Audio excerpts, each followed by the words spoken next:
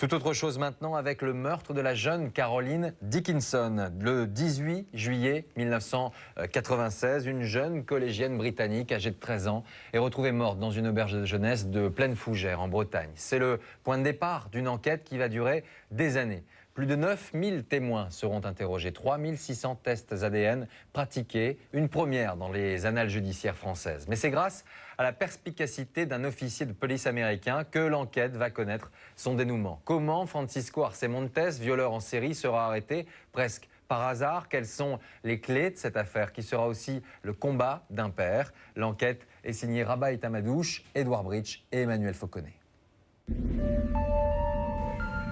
En Bretagne, à 2 pas du Mont-Saint-Michel, le village de Plaine Fougère. Nous sommes au mois de juillet 1996 et personne ne se doute qu'un terrible drame va bouleverser pour toujours ce petit village breton. Cet homme mystérieux se trouvait à l'intérieur de l'auberge de Plaine Fougère. Toutes les filles ont parlé d'un homme qui leur faisait peur. Le meurtrier a pénétré dans la chambre, a violé et tué Caroline. Le dossier était exceptionnellement difficile. L'enquête n'a pas avancé. Il faut que les autorités françaises comprennent bien que nous ne resterons pas sans rien faire. J'ai vu dans ses yeux que cet homme-là n'allait pas laisser tomber. Les tests génétiques ont commencé ce matin. Les 170 hommes âgés de 15 à 35 ans vivant à Plaine Fougère devront s'y soumettre. Nous allons vous distribuer ce portrait robot. Il est relativement précis. Je ne pensais pas obtenir un résultat. Et bingo, le nom est apparu.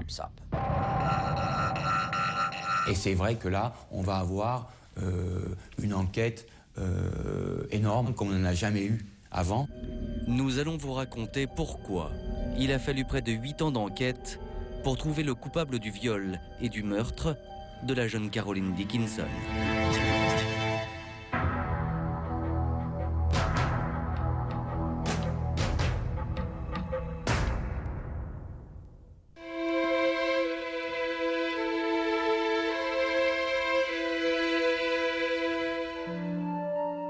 Caroline Dickinson est une jeune collégienne anglaise de 13 ans.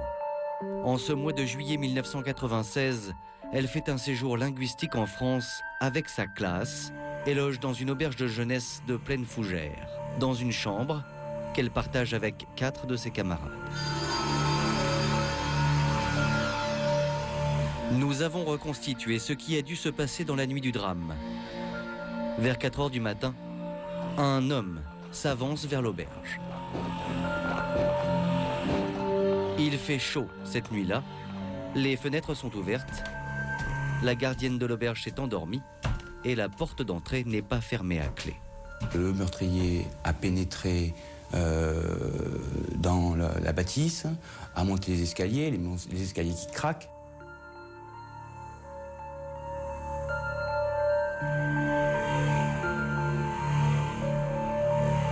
Caroline, qui est en train de dormir dans une chambre, elle est en surnombre, donc son matelas est posé par terre. Avec ses amis qui dorment sur des lits superposés.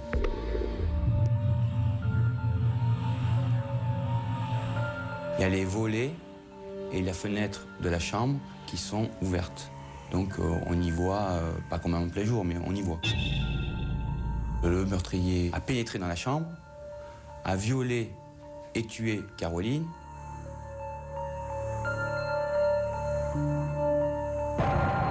Le problème, c'est que le lendemain matin à 8h, Caroline, elle dort et elle dort tellement qu'elle est morte, quoi. Hein. Ça, c'est horrible, quoi.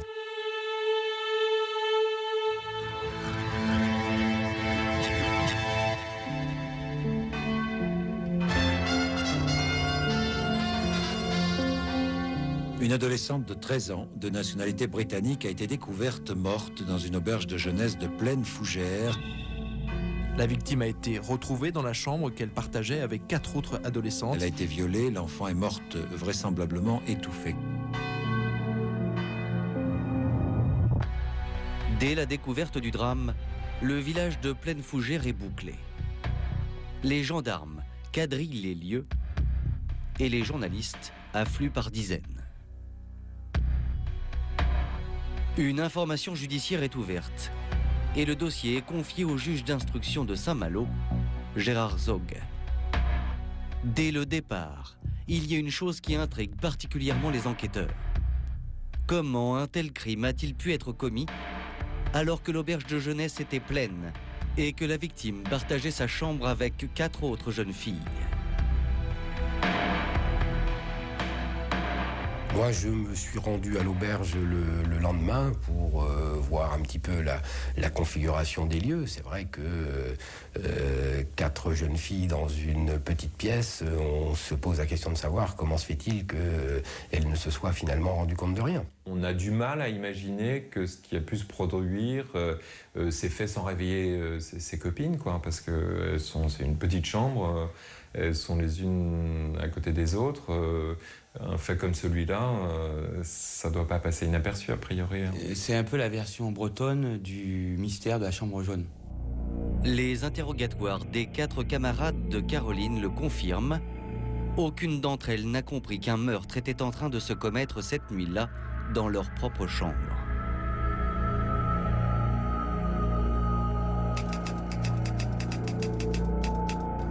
Dans la nuit, je me suis réveillée vers 3 heures. J'ai entendu comme quelqu'un qui respirait avec difficulté. J'ai été réveillée par des bruits. Ça faisait comme si ça tapait sur quelque chose. J'ai vu Caroline qui bougeait. Elle secouait les jambes de manière assez énergique. J'ai pensé qu'elle rêvait, qu'elle faisait un gros cauchemar. Aussi étonnant que cela puisse paraître, les copines de chambre n'ont donc rien soupçonné d'anormal, alors que Caroline était en train de se faire violer. Aucun témoignage utile donc pour les enquêteurs qui vont devoir compter sur l'expertise des lieux pour trouver des indices. Manifestement, la jeune fille présente toutes les traces d'une asphyxie mécanique et donc on a d'emblée une forte suspicion de réalisation d'une scène d'un viol. D'abord, près du corps de Caroline, les enquêteurs vont découvrir l'objet avec lequel elle a été étouffée. Il y a également la présence le long du corps de la victime, près de sa hanche, d'un morceau de douate, un grand morceau de douate, puisqu'il est grand comme une main déployée. D'autre part, le meurtrier a laissé sur place une autre trace de son passage. Il y a aussi une tache de sperme sur la cuisse de la jeune Caroline. Qui nous permettra, par prélèvement, d'établir l'empreinte génétique du violeur. Il est parti, au fond, en ne laissant qu'une carte de visite génétique, c'est-à-dire une carte de visite cryptée. Bon, donc le dossier était exceptionnellement difficile. Le juge d'instruction dispose donc de la carte génétique du meurtrier. Seulement à ce moment de l'enquête, il n'a aucun suspect avec qui la comparer. Dès le lendemain du drame, la classe de Caroline, traumatisée, retourne en Grande-Bretagne. Sur place, l'émotion est vive. Les funérailles de la jeune collégienne bouleversent l'opinion britannique. Et les médias anglais ne vont pas tarder à s'emparer de cette affaire.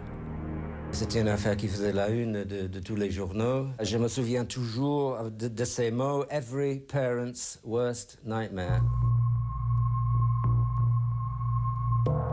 En français, ça veut dire le pire des cauchemars pour n'importe quel parent. Mais pour les parents de Caroline, ce cauchemar était vraiment réel. Si l'opinion britannique exige l'arrestation rapide du meurtrier de Caroline Dickinson, c'est que quelques mois plus tôt, en Angleterre, le meurtre d'une jeune Française a été résolu en un temps record par la police anglaise. Aux yeux de la presse britannique, la police française se doit donc de conclure l'affaire Dickinson aussi rapidement. Tout de suite, on va se demander est-ce que les enquêteurs français vont être à la hauteur des enquêteurs anglais? C'est la question que très vite les tabloïds anglais vont poser. Donc il y a une énorme pression. Il y avait une certaine francophobie il faut le dire, au nord de la Manche. Il y a ces Français, c'est chez eux comme par hasard que ça se passe. Ces Français, ils ne sont pas capables de mener une enquête comme il faut. C'était cette pression qui faisait que je ne pouvais pas circuler dans les rues de Saint-Malo sans qu'il y ait une meute de journalistes anglais qui viennent. Il y a même une journaliste qui avait réussi à trouver mon adresse personnelle et qui, quelques jours après, est venue sonner à la maison pour me demander une interview. Les enquêteurs sont sous pression. Il leur faut un coupable le plus rapidement possible. Seulement, ils n'ont aucune piste sérieuse. Alors, à ce moment de l'enquête, les gendarmes vont aller un peu trop vite en besogne. Quelques jours après le drame, des témoignages mettent les gendarmes sur la piste d'un SDF qu'on aurait vu rôder près de l'auberge de jeunesse à la veille du drame. Rapidement, l'homme est identifié et arrêté à quelques kilomètres de Plaine Fougère. Il s'appelle Patrice Padet et pour les enquêteurs, il fait figure de suspect idéal. De la tête aux pieds, il a des tatouages, et il a un casier judiciaire d'enfer qui correspond d'ailleurs au tatouage. Et c'est vrai que c'est très facile quand vous avez rien et que vous avez un gus comme ça de vous dire on le tient quoi. C'est le gars idéal. Et de passer de l'anormal au délinquant, il n'y a qu'un pas dans l'esprit de certains gendarmes, et malheureusement là, ça a été le cas. Placé en garde à vue, Patrice Padet avoue être passé à Plaine Fougère la veille du meurtre. Mais le SDF nie farouchement être le meurtrier. Alors les gendarmes vont tout faire pour qu'il craque nerveusement. C'était simple, donc ils n'ont pas voulu me donner mes médicaments. Donc, en plus, j'étais en manque d'alcool. J'étais vraiment mal, très très mal. Je transpirais, mais alors complètement. Comme si on faisait me couler une douche dessus, quoi. C'est ça constamment, quoi. Alors, ils ont joué là-dessus. Et il ne faut pas oublier qu'un médecin avait dit dans l'état qu'il est, il faut l'hospitaliser.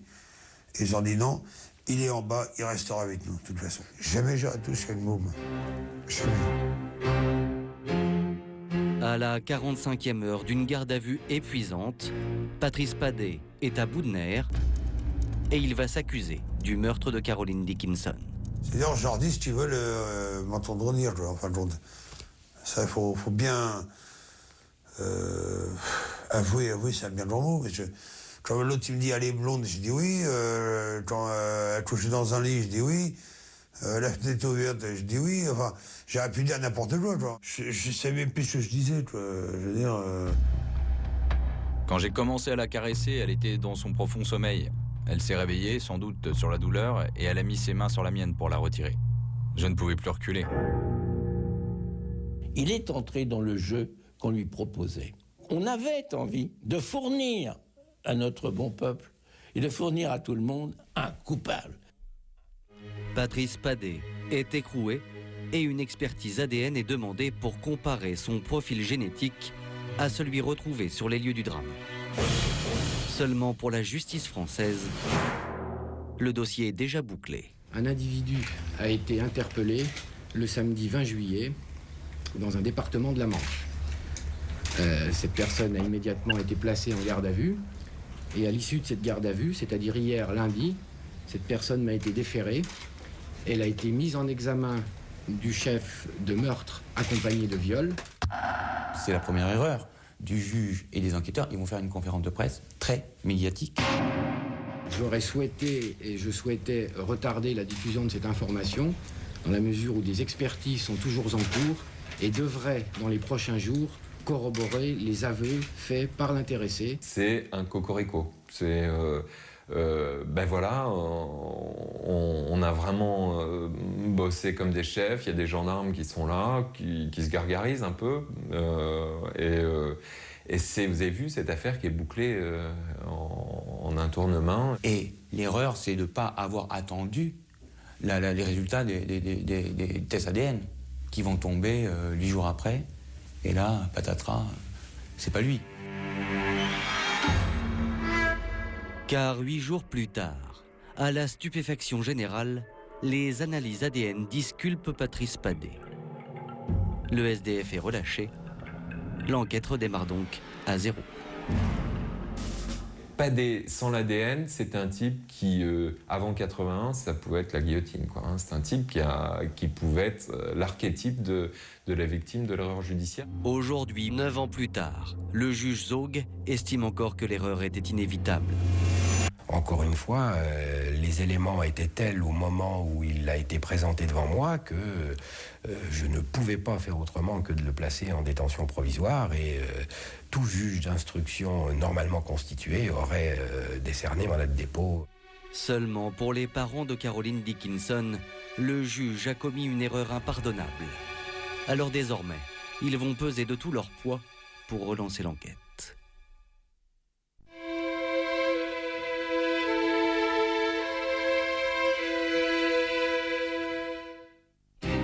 12 décembre 1996, John Dickinson débarque en France avec un objectif bien précis.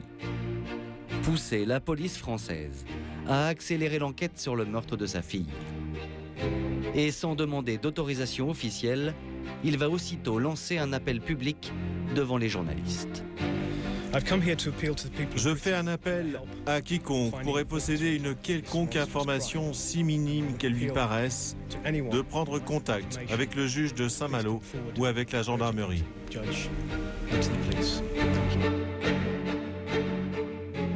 Il va sans arrêt revenir au contact de nous, de la presse, et venir nous dire, écoutez, Caroline est morte, c'est atroce, je vis avec ça moi en permanence, mais pour moi il y a quelque chose encore de plus fort, c'est qu'il y a peut-être d'autres drames qui se sont produits, il y en a peut-être d'autres à venir, et ça il ne faut pas que ça continue. L'enquête n'a pas avancé. Il faut que les autorités françaises comprennent bien que nous ne resterons pas sans rien faire, les bras croisés, à attendre calmement que l'enquête progresse. J'ai vu dans ses yeux que cet homme-là n'allait pas laisser tomber, que c'était un homme déterminé. Et le père de Caroline Dickinson a une conviction. Il pense que le meurtrier de sa fille peut être un habitant de Plaine Fougère.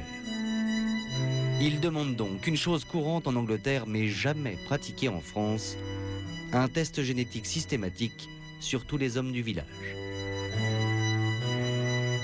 Comme le juge Zog refuse cette méthode, John Dickinson va directement saisir les instances supérieures de la justice. Et chose incroyable, il va obtenir que le juge d'instruction soit remplacé.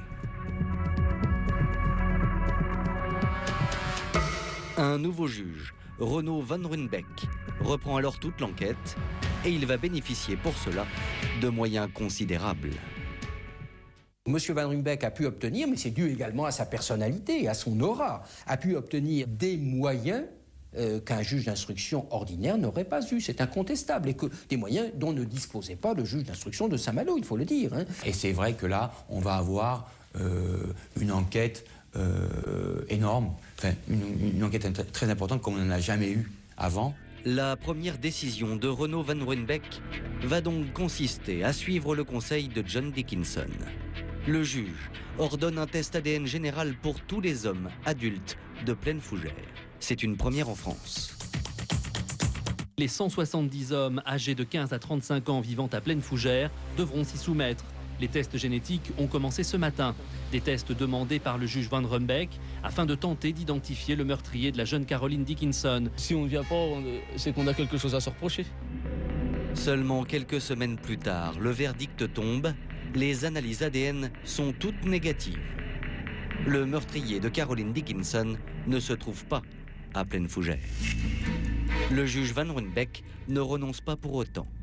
Il crée au sein de la gendarmerie locale une cellule d'enquête spécialement détachée sur le dossier Dickinson, la cellule Caroline. Ils ont la photo de Caroline. Ils sont tous obsédés par ça, quoi. Obsédés, ils vivent pour ça. C'est vraiment apporter un visage à ce meurtrier. Un visage qui ne va pas tarder à se dessiner. Début 1998, Renaud Van Ruynbeck décide de se rendre en Angleterre pour réinterroger les camarades de classe de Caroline Dickinson 2 ans après le drame. Et il va découvrir un élément nouveau.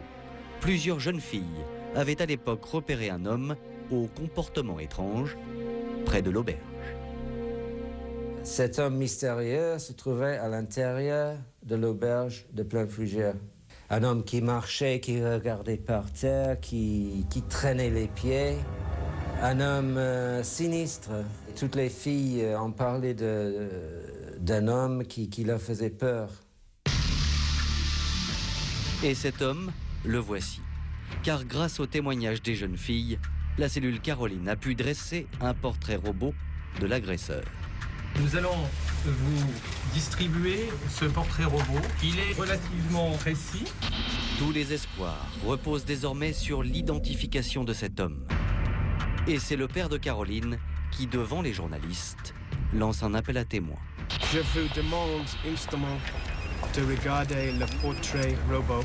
Si vous reconnaissez ce visage, n'hésitez pas de prendre contact avec les gendarmes de la cellule Caroline. Dès le lendemain, les appels affluent de toute la France. Tous les témoignages sont analysés un par un. Plus de 9000 personnes seront auditionnées par la police. Pour ne laisser passer aucune piste, Renaud Van Ruynbeck impose un test ADN à tous les suspects potentiels. Les agresseurs sexuels, les maisons d'arrêt, les personnes condamnées, les personnes poursuivies pour meurtres, les pédophiles, toute une population. Et tout ça, c'est un travail qui a été énorme. Et voilà les axes que j'ai définis, à partir desquels on va effectivement sortir des listes de noms et on va procéder à des séries de tests. Côté britannique, un quotidien anglais n'hésite pas à publier le portrait robot en une et même à offrir une prime de 100 000 francs pour toute piste sérieuse. C'est très rare en France, mais chez nous en Grande-Bretagne, nous faisons cela assez souvent. C'est une façon pour nous d'aider la police. Quand le portrait robot a été rendu public, nous avons décidé que ce serait une bonne idée d'essayer cette méthode en France aussi. Tous ces efforts finissent enfin par payer. Les hommes du juge Van Ruynbeck découvrent qu'une heure seulement avant le meurtre de Caroline à Plaine-Fougère, une autre agression avait eu lieu dans le village de Saint-Lunaire, à quelques kilomètres de là. Étrange coïncidence, il s'agissait là aussi d'une agression dans une auberge de jeunesse. C'est une affaire qui ressemblait drôlement à l'affaire de Plaine-Fougère, bien sûr. Bon, un homme s'introduit dans la chambre, il essaie d'étouffer une fillette, et une heure plus tard, la même chose se reproduit à Plaine-Fougère. Pour les enquêteurs, cela ne fait aucun doute. C'est le même homme qui a agressé une jeune fille à Saint-Lunaire et qui, une heure plus tard, a tué Caroline à Plaine-Fougère. Ainsi, toutes les recherches s'orientent vers des agresseurs particulièrement attirés par les auberges de jeunesse. Monsieur Van Ruynbeck délivre une commission rogatoire, c'est-à-dire un cadre d'enquête, à toutes les brigades de gendarmerie de France, demandant que soient recensés tous les incidents de nature sexuelle ou tous les incidents d'irruption anormale à l'intérieur d'auberges de jeunesse et d'établissements assimilés, dans la France entière donc, dans les 2 années ayant précédé le meurtre de Caroline Dickinson. Quand je récupère tous ces procès-verbaux, il y avait une centaine de noms qui sont ressortis de personnes qui tournaient autour des auberges. Et là, la consigne, elle est claire pour moi. J'ai des enquêteurs qui ressemblent pas au portrait robot, ça m'est égal, mais ceux-là, vous me les testez tous. Et vous me les recherchez si vous ne les trouvez pas. Plus d'une centaine de suspects sont interrogés. Les uns après les autres, ils sont soumis à un examen ADN et disculpés. Au bout de quelques semaines, il ne reste plus que 2 ou 3 noms sur la liste, et parmi ces noms, il y a celui d'un certain Francisco Arce Montes. Cet Espagnol, d'une 50aine d'années, est connu des services de police français parce qu'en 1994, près de la Croix en Touraine, il a tenté de s'introduire dans une auberge de jeunesse. Son profil correspond exactement à celui que recherche la cellule Caroline. Nous avons manifestement quelqu'un qui n'est pas très net sur le terrain de son comportement sexuel, quelqu'un qui entre sans la moindre hésitation dans des lieux où il n'a rien à faire, mais que ça ne trouble pas, qui est très à l'aise, et en plus quelqu'un qui, dans son portefeuille, possède un nombre important de cartes d'auberges de jeunesse. Francisco Arce Montes fait donc désormais figure de suspect numéro 1. Seulement voilà, personne ne sait où il se trouve.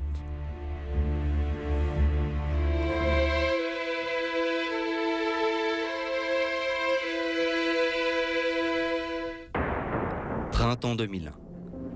Cela fait bientôt 5 ans que Caroline Dickinson a été tuée et l'enquête est au point mort. Car Francisco Arce Montes demeure introuvable. Seul John Dickinson continue de se battre pour que l'on n'abandonne pas les recherches. Oui, il voulait absolument que ça continue. Il ne perdait pas l'espoir de retrouver le meurtrier. Or, c'est un extraordinaire coup du destin qui va permettre de retrouver Francisco Arce Montes et de démontrer sa culpabilité.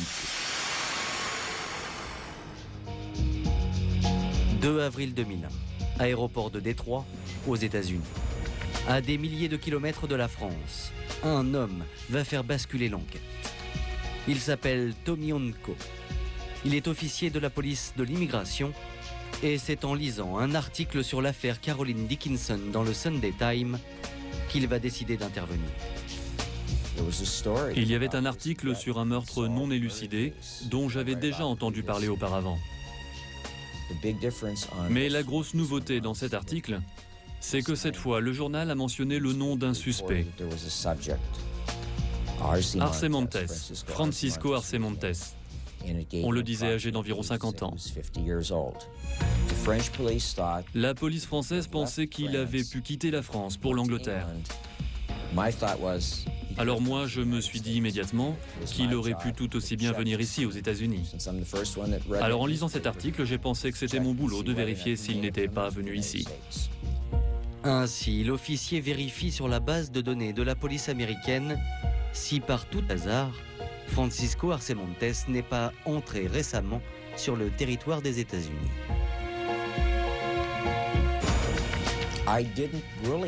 Je ne pensais pas vraiment que j'allais réussir. Je ne pensais pas obtenir un résultat. Et bingo,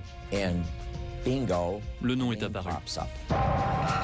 Surprise, Francisco Arce Montes se trouve bien sur le territoire américain. Tommy Onko découvre que l'homme est même en prison depuis quelques mois en Floride, où il est accusé d'attentat à la pudeur dans une auberge de jeunesse de Miami. Sur cette photographie, on le voit surpris en flagrant délit, essayant de forcer la porte d'une chambre. Tommy Onko pense qu'il a peut-être retrouvé l'homme recherché depuis des mois par la cellule Caroline. À ce moment-là, il était encore possible que ce ne soit pas lui. Pour être certain que nous avions l'homme que recherchait la police française, il fallait en passer par une analyse ADN. La seule façon d'être sûr pour moi, c'est l'expertise ADN. Alors, de toute urgence, 2 gendarmes français sont dépêchés en Floride pour effectuer un prélèvement génétique sur le suspect. Puis l'échantillon est rapporté en France et analysé par la police scientifique de Paris. Le 14 avril 2001, le verdict tombe.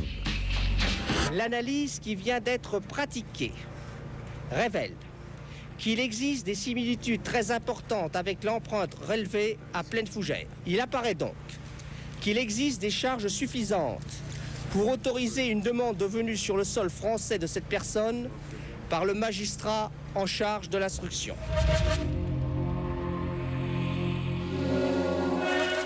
Il n'y aurait pas eu d'ADN, je vois pas comment on aurait pu retrouver Francisco Arce Montes. C'est la joie en Angleterre. Pour John Dickinson, bon, il était au plus bas, tout d'un coup, il est au plus haut. Hein.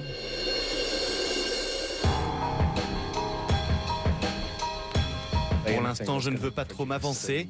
L'enquête doit se poursuivre, il y a encore beaucoup de procédures, mais nous sommes déjà très heureux de voir que les choses avancent. 6 mois plus tard, le 20 novembre 2001, Francisco Arce Montes est extradé des États-Unis vers la France. Son avion atterrit à Roissy. Dans les jours qui suivent, il est transféré à Rennes, puis mis en examen pour le viol et le meurtre de Caroline Dickinson, commis en juillet 1996, soit 5 ans plus tôt.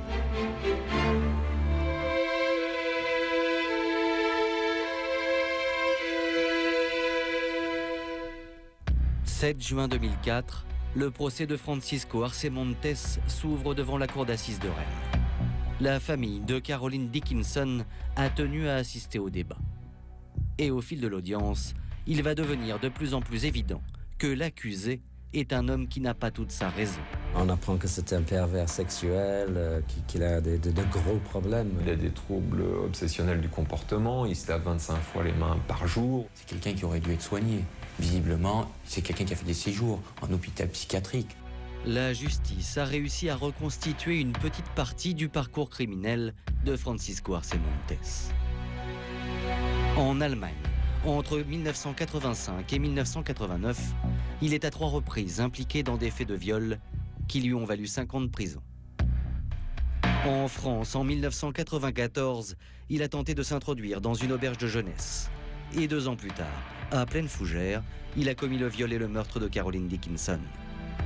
En Espagne, en 1997, il est appréhendé alors qu'il s'apprêtait à violer une jeune fille.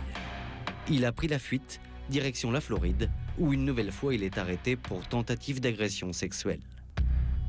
Mais combien de victimes a-t-il fait pendant toutes ces années? Cela reste encore un mystère. Ma grande question, c'est a-t-il déjà tué ailleurs? Combien d'autres victimes a-t-il fait un peu partout sur la planète? Parce qu'il est quand même allé en Amérique du Sud, il est allé à d'autres endroits qu'on ne connaît pas. C'est une grande interrogation. On ne saura sans doute jamais la liste complète des victimes d'Arce Montes. Au terme de son procès, Francisco Arce Montes est condamné à 30 ans de réclusion, dont une période de sûreté de 20 ans. Une condamnation qui vient d'être confirmée cette semaine devant la cour d'appel de Saint-Brieuc.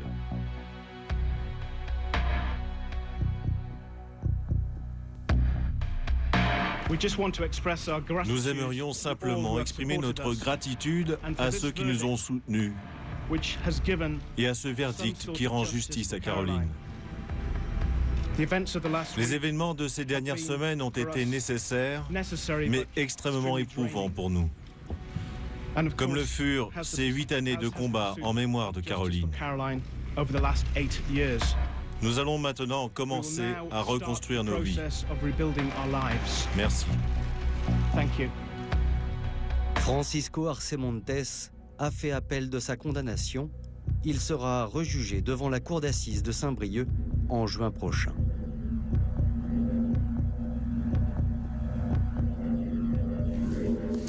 Voilà pour cette enquête. Alors que des procès sont en attente en Suisse et en Floride pour ce routard du crime, Francisco Arce Montes vient donc à nouveau d'être condamné en appel devant la cour d'assises de Saint-Brieuc pour le meurtre et le viol de Caroline Dickinson à Pleine Fougère. Avec le cumul des peines déjà prononcées en Allemagne et en Espagne, le criminel devrait passer le restant de ses jours derrière les barreaux. Un soulagement pour les parents de la jeune victime qui entendent maintenant tenter de reconstruire leur vie. Voilà pour ce numéro d'été de Secret d'actualité. On se retrouve la semaine prochaine, même endroit, même heure, pour un nouveau rendez-vous. Belles vacances pour ceux qui en profitent, bon courage pour les autres. À très bientôt, au revoir.